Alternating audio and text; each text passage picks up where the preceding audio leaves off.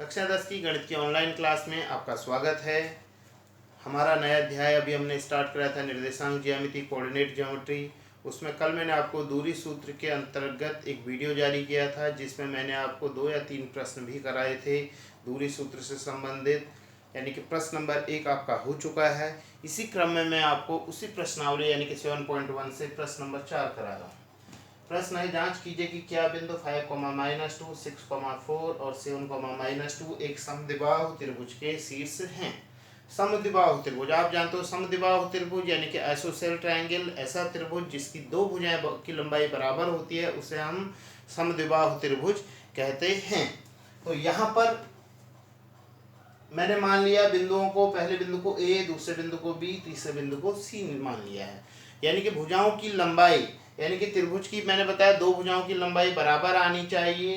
यानी कि हम इसके त्रिभुज की तीनों भुजाओं की लंबाई ज्ञात करेंगे। यानी कि सबसे पहले अगर हम ए बी की लंबाई ज्ञात कर रहे हैं, ए बी का मतलब होता है आपका ए और बी के बीच की दूरी। ए बी का मीनिंग ए और बी के बीच की दूरी। तो दूरी सूत्र से मैंने आपको बताया था दो बिंदुओं के बीच की दूरी बराबर x1 - x2 का whole square plus y1 - y2 का होल स्क्वायर।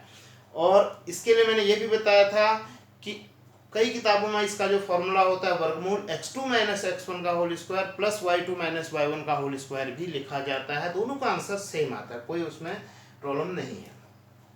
तो x1 5, x2 6, यानी कि 5 - 6 का whole square plus y1 minus का 2 माइनस y2 4 का होल स्क्वायर।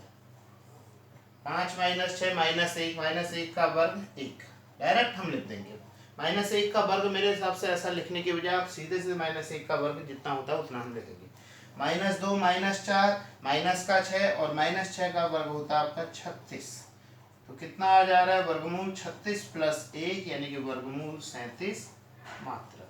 यानी कि ए और बी के बीच की दूरी यानी कि ए बी आ गई वर्गमूल 37 मात्रक। इसी प्रकार हम निकालेंगे BC यानी कि बी और सी के बीच की दूरी। मैंने बी पॉइंट लिख दिया, सी पॉइंट लिख लिया, इसको x1 y1 x2 y2।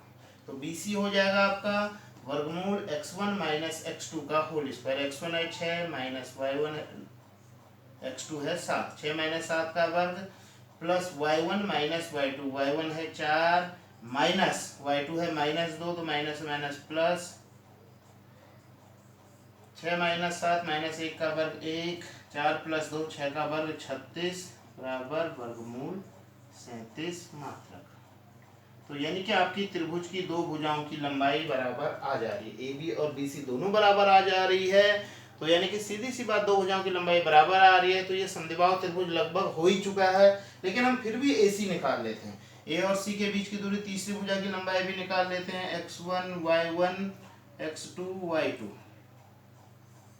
x1 - x2 5 - 7 का वर्ग plus y1 - y2 -2 minus y2 का मान -2, तो प्लस का हो जाएगा माइनस और माइनस।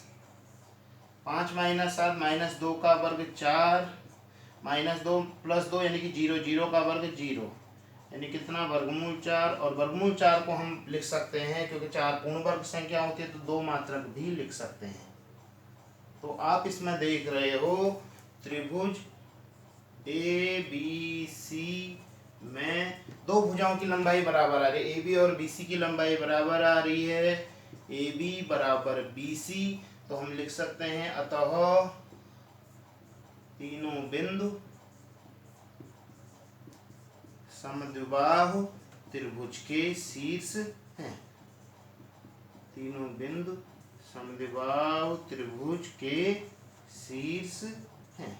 तो ये प्रश्न आपका इस बार 2020 में गणित के बोर्ड में भी आया था, 2 नंबर का एक प्रश्न आया था। बहुत इंपॉर्टेंट प्रश्न है आपका, कई बार पूछा जाता है। इसके बाद आपका प्रश्न नंबर 6 है, निम्न बिंदुओं द्वारा बनने वाले चतुर्भुज का प्रकार यदि कोई है तो बताइए तथा अपने उत्तर का कारण भी दीजिए। आप जानते हो चतुर्भुज के बहुत से प्रकार होते हैं, जैसे चतुर्भुज आपने पढ़ा है क्लास 8 में, क्लास 9 में भी आपने पढ़ा है चतुर्भुज, समांतर चतुर्भुज, आयत, उसी से मिलता जुलता समचतुर्भुज, वर्ग, समलंब चतुर्भुज और भी कई प्रकार के जनरल चतुर्भुज हो सकता है, यानी कि जो इन सबकी वैरायटी में नहीं आ रहा है वो भी हो सकता है। बहुत से चतुर्भुज होते हैं और आपसे कहा जा रहा है कि अब इन बिंदुओं से बनने वाले चतुर्भुज का प्रकार आपको बताना है और अपने उत्तर का कारण भी देना है। तो देखिए पहला है, मैंने 4 बिंदु आपको दिए थे, मैंने उनके नाम भी ABCD रख दिए हैं। मैं आपको इस प्रश्न को करा नहीं रहा हूँ, मेनली केवल बता रहा हूँ कैसा होता है। जैसे हम बात कर रहे हैं सीधे सीधे, ये आपका है एक चतुर्भुज है,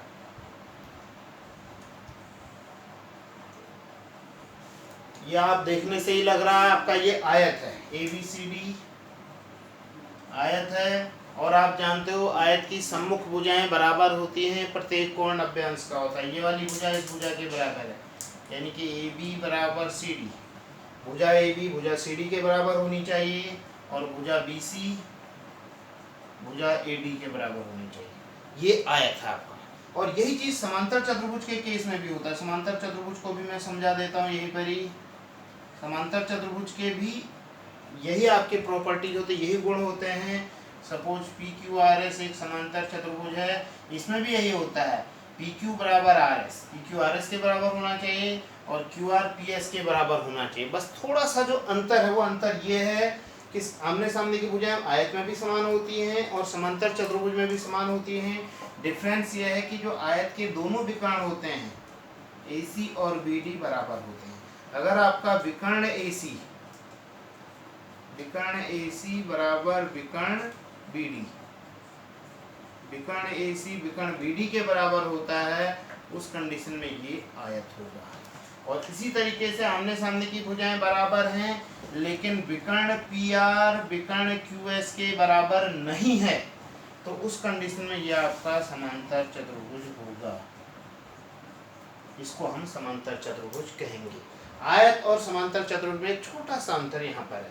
तो इसके लिए आप क्या करोगे, एक बार हम आयत में इनकी भुजाओं की लंबाई निकालेंगे, AB की लंबाई निकालेंगे, A और B के बीच की दूरी, BC की लंबाई निकालेंगे, B और C के बीच की दूरी, CD की लंबाई निकालेंगे, C और D के बीच की दूरी, AD की लंबाई निकालेंगे, A और D के बीच की दूरी। आप चारों भुजाओं को निकाल दे रहे हो। उसके बाद हम विकर्ण AC निकालेंगे, यानी कि A और C के बीच की दूरी। फिर उसके बाद हम विकर्ण BD निकालेंगे, B और D के बीच की दूरी, यानी कि दूरी सूत्र का प्रयोग करके आपको 6 भुजाओं की लंबाई ज्ञात करनी है, यानी कि 4 भुजाओं की और 2 विकर्णों की लंबाई ज्ञात करनी है। उसके बाद आप निष्कर्ष आप निकाल लोगे कि किस प्रकार का चतुर्भुज है, आयत है, समांतर चतुर्भुज है, समचतुर्भुज है या वर्ग है, या इनसे भी अलग कोई और प्रकार का चतुर्भुज है। तो ये तो मैंने आपको आयत और समांतर चतुर्भुज का अंतर बताया। इसके बाद आपने एक ऐसा चतुर्भुज भी पढ़ा है जिसकी चारों भुजाएं बराबर होती हैं, ABCD, ये आयत में एक चतुर्भुज है, चारों भुजाएं बराबर हैं, AB बराबर BC बराबर CD बराबर AD, और दोनों विकर्ण यानी कि चारों भुजाएं AB बराबर BC बराबर CD बराबर AD, चारों भुजाएं बराबर हैं। और विकर्ण AC किसके बराबर है, विकर्ण BD के बराबर। ये वाला विकर्ण इस विकर्ण के बराबर है, तो ये वाला जो चतुर्भुज है आपका, इसको हम कहते हैं वर्ग। और इसी प्रकार दूसरा एक और अन्य चतुर्भुज होता है, इसको बनाने का ही तरीका हमारा ऐसा होता है, हम केवल पहले विकर्णों को ड्रॉ कर लेते हैं। चारों भुजाएं आपकी बराबर हैं, PQRS, यानी कि PQ बराबर QR बराबर RS बराबर SP, चारों भुजाएं बराबर हैं, लेकिन विकर्ण जो PR है वो विकर्ण QS के बराबर नहीं है। तो इस चतुर्भुज को हम कहते हैं समचतुर्भुज, इसको हम समचतुर्भुज का नाम देते हैं। इस जो मेरी जानकारी है इसको भी आप अपनी कॉपी में अलग से लिख लेना, ये बहुत महत्वपूर्ण जानकारी है। इसी के द्वारा आप निष्कर्ष यानी कि प्रश्न नंबर 6 को सॉल्व कर पाओगे। यानी प्रश्न नंबर 6 में आपके जो 2 मेन पार्ट यानी पहला और थर्ड, इन दोनों क्वेश्चनों को आप खुद करोगे। चारों भुजाएं आपको दी गई हैं, आप चार शीर्ष आपको दिए गए हैं, आप चारों भुजाओं की लंबाई निकालोगे और उसके बाद दोनों विकर्णों की लंबाई निकालोगे। उसके बेस पर आप निष्कर्ष निकाल लोगे कि वह वर्ग है, समचतुर्भुज है, समांतर चतुर्भुज है या आयत है।